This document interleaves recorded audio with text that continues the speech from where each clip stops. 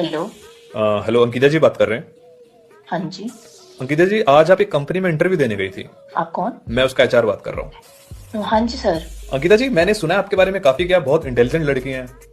हाँ जी। आपके कितने परसेंट मार्क्स है 10th में? मेरे 10th में 96% थे। ओके, और 12th में? 97। आपके बारे में जैसे सुना है कि आपको कोई बेवकूफ नहीं बना सकता, ऐसा है क्या? हाँ, रियलिटी नहीं बना सकता। आप मैजिक में बिलीव रखती हैं? नहीं।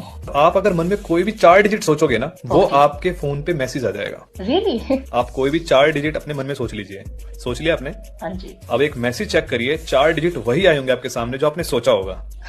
नहीं, नहीं है? गलत है नंबर। आपने क्या सोचा था? मैंने 4444 और स्क्रीन पे क्या है? 1812। 1812। हाँ जी। एक बार मैसेज चेक करिए। ओके। अभी भैंस के आग में 10,000 रुपए गायब।